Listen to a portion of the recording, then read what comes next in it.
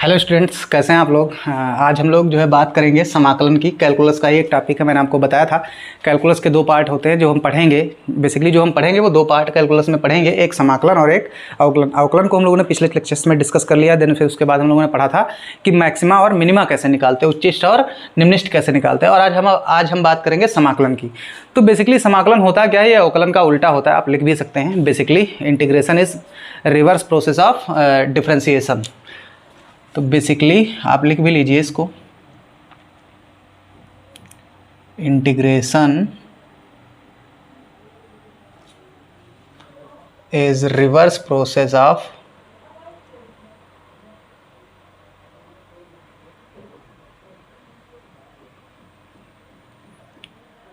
Differentiation.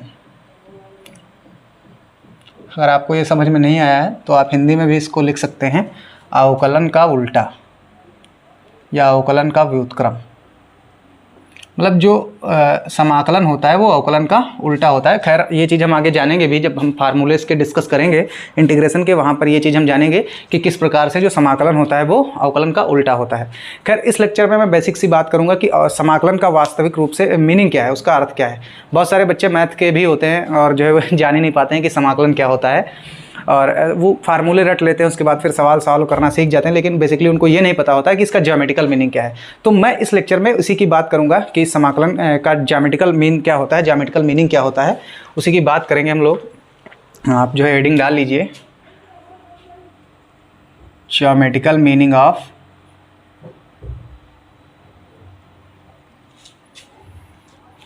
Integration.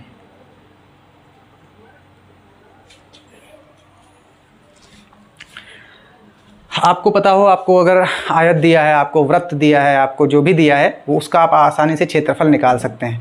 लेकिन जब area under the curve की बात करता है, जब किसी कर्व के अंतर्गत किसी क्षेत्रफल की बात करता है, वहाँ पर हमको बहुत ज़्यादा कॉम्प्लिकेशंस आती है, वहाँ पर दिक्कत आती है और हम कर नहीं पाते हैं।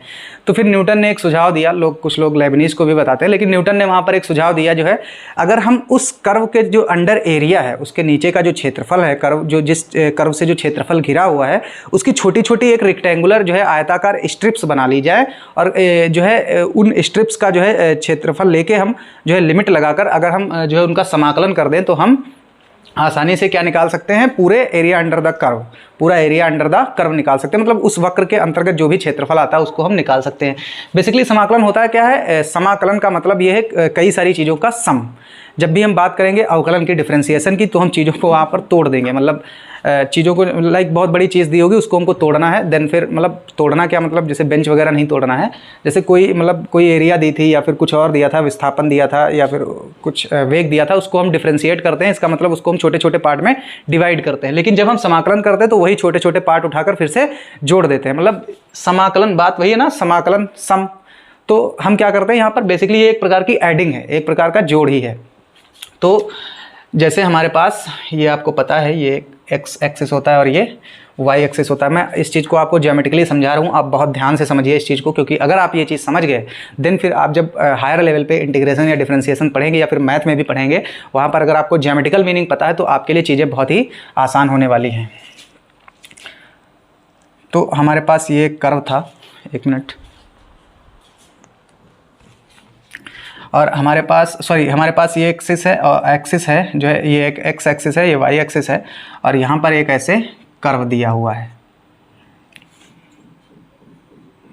और हमसे कह रहा है कि इसके कर्व के अंतर्गत आने वाला क्षेत्रफल, ये जो एरिया अंडर द कर्व है, मतलब इस कर्व के नीचे का जो क्षेत्रफल है वो निकालो। तो न्यूटन ने क्या किया, बेसिकली प्रकाश ऐसे ऐसे डाला तो आसानी के साथ सब कुछ निकाल सकते थे, लेकिन जो इसके अंदर का एरिया था उसका क्षेत्रफल निकालने में उनको दिक्कत हुई। तो उन्होंने क्या किया, इसकी कुछ स्ट्रिप्स बना दी, इन्फिनाइट स्ट्रिप्स बना दी। इनको हम क्या बोलते हैं, स्ट्रिप्स।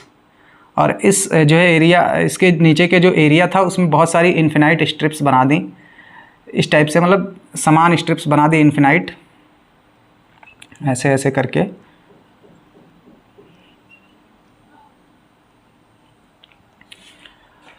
और क्या बताया कि अगर आप जो है एक स्ट्रिप जो है, जब इसको थोड़ा सा ऐसे बनाते हैं, ये एक रेक्टेंगुलर पोर्शन में कुछ स्ट्रिप्स बना दी, और बताया कि ये दूरी x1 थी और ये x2 थी, यानी कि ये दूरी कितनी, ये x1 यहाँ से है और ये यहाँ से x2 है, तो ये दूरी कितनी हो जाएगी, x2 माइनस x1। और इन छोटी छोटी दूरियों को उन्होंने डेल्टा x1, इसको डेल्टा x2 और इसको फिर डेल्टा x3 ऐसे ही नाम दे दिया। इस दूरी को delta x4, delta x5, delta x6 और इन्फिनाइट नंबर्स तक इनको, जो इन्फिनाइट स्ट्रिप्स हैं इनको जो है x1, x2, x3, x4, x5 जो एक्स अक्ष की दूरियाँ थी उनको डेल्टा x1, डेल्टा x2 ऐसे इस प्रकार से नाम दे दिया गया। और इस दूरी को उन्होंने बताया कि ये क्या है, y1 है। मतलब उन्होंने क्या बताया, हम लोग समझ रहे हैं ये चीज़ अपने हिसाब से। और फिर ये y2 और ये वाली दूरी y3 और फिर ये y4। तो उन्होंने बताया कि अगर हमको पूरे का निकालना है, अगर पूरे एरिया अंडर द कर्व निकालना है तो हमको क्या आना चाहिए, हमको एक स्ट्रिप का क्षेत्रफल किसी निकाल लेना चाहिए और उसका लिमिट लगा के इंटीग्रेशन कर देना चाहिए। खैर अगर मैं बात करूँ, ये रेक्टेंगुलर स्ट्रिप है, इस तरह से अगर ये स्ट्रिप थी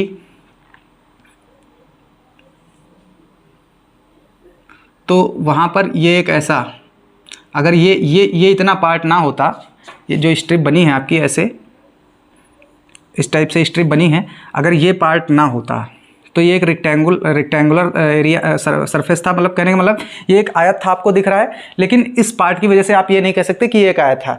लेकिन इस पूरी स्ट्रिप में अगर हम बात करें तो ये जो स्ट्रिप है ये इतनी बड़ी है और उसमें ये जो ट्रायंगल वाला पार्ट है, ये जो त्रिभुज वाला पार्ट है, ये बहुत छोटा है। इसलिए हम मान लेते हैं ये नेग्लिजिबल है, मतलब ये इसको आप नेग्लेक्ट कर देंगे, इसको जो है नगण्य मानेंगे इस पूरी स्ट्रिप की तुलना में। और इस स्ट्रिप को एक क्या मान लेंगे, एक आयत मान लेंगे। और आयत का क्षेत्रफल क्या होता है, अगर हम पूरे का क्षेत्रफल निकालें तो हम कैसे निकाल सकते हैं, एरिया निकालें अगर, तो आयत का क्षेत्रफल क्या होता है, लंबाई गुणे चौड़ाई। और इस वाली स्ट्रिप की अगर हम बात करें, एक मिनट, इस वाली स्ट्रिप की अगर बात करें तो इसकी लंबाई क्या है, हमने क्या मानी है, डेल्टा, लंबाई डेल्टा x1 मानी है और चौड़ाई क्या मानी है, y1। तो ये डेल्टा x1 y1 हो गया और फिर उसके बाद डेल्टा x2 y2 और फिर डेल्टा x3 y3 और इन्फिनाइट नंबर तक हम ये चीज़ ऐड कर देंगे और पूरे का क्षेत्रफल पता चल जाएगा। इसको आप जो है मैथ में आपको सिखाया गया होगा, इसको आप ऐसे भी लिख सकते हैं, summation of i tends to i is equal to 1 से i is equal to n तक और फिर डेल्टा x1 और y1, ये चीज़ आप लिख सकते हैं, ये सही भी है। लेकिन जैसे जैसे आपको बताया गया होगा कि जैसे जैसे जब डेल्टा x जो है टेंस होता है जीरो की तरफ, मतलब ये इसका मान जीरो की तरफ बढ़ने लगता है, तो फिर डेल्टा बिकम्स क्या हो जाता है, डेल्टा को हम क्या लिख देते हैं, d, डेल्टा बिकम्स d, मतलब डेल्टा को अब हम क्या लिखेंगे, d। तो इस तरह से हमारे पास a क्या आएगा, y1 इंटू dx1 और फिर y2 इंटू डेल्टा की जगह पर dx2 और फिर डॉट डॉट डॉट। और यहाँ से अगर हम ये निकालना चाहें तो हम इसको क्या लिखेंगे, summation of i is equal to 1 से y1 और डेल्टा x1 की जगह पर dx1, जो कि गलत है। इस तरह से आप लिख नहीं सकते, आप ये लिख सकते हैं लेकिन यहाँ पर इसका कोई जो है इसका कोई दुनिया में मतलब ही नहीं होता है और आप ये लिख नहीं सकते। तो इसके लिए क्या किया गया, इस समेसन की जगह पर हम एक ऐसा निशान लगाते हैं और क्या लिखते हैं, y1 इंटू dx1। और इसमें बेसिकली क्या होता है, ये लिमिट रख दी जाती है और लिमिट यहाँ पर क्या है, x1 से x2, x1 से x2। और इस तरह से आप लिमिट रखकर जो है इस जो एरिया का है, मतलब ये जो आपका जो है ये आकृति दिख रही है, इसका आप पूरे का क्षेत्रफल निकाल सकते हैं। तो बेसिकली जो समाकलन था उसका ज्योमेट्रिकल मीनिंग यही था और आप लोगों को समझ में आ गया होगा कि समाकलन क्या होता है। बेसिकली अवकलन जो होता था, जब हम चीज़ों को तोड़ देते थे, मतलब बहुत बड़ी चीज़ दी होती थी, मतलब कुछ भी दिया होता था, उसको हम डिफ्रेंशिएट करते थे, हम कह रहे थे कि इसको हम तोड़ रहे हैं। और जब हम उसी टूटी हुई चीज़ को फिर से जोड़ेंगे तो हम क्या कहेंगे, हम क्या कर रहे हैं, समाकलन कर रहे हैं। तो मुझे लगता है कि आपको जो है समाकलन का जो ज्योमेट्रिकल मीनिंग है वो समझ में आ गया होगा। आगे की लेक्चर्स में हम लोग जो है समाकलन के फार्मूले जो होते हैं उनको डिस्कस करेंगे और ये देखेंगे किस प्रकार से जो है समाकलन वो जो है रिवर्स प्रोसेस है किसका, अवकलन का, मतलब किस प्रकार से समाकलन अवकलन का उल्टा है, ये फार्मूले की सहायता से हम लोग देखेंगे। देन फिर 2-4 एग्जाम्पल लेके जो है हम वो चीज़ क्लियर करेंगे। उससे पहले मैं आपको ये बता दूँ कि समाकलन के 2 पार्ट होते हैं, एक डिफिनिट इंटीग्रल और एक इनडिफिनिट इंटीग्रल और एक डिफिनिट। यहाँ पर ये जो आपने पढ़ा है, यहाँ पर आपने लिमिट लगाई है, ये इसी को समाकलन बोलते हैं, इसी को बोलते हैं y का समाकलन।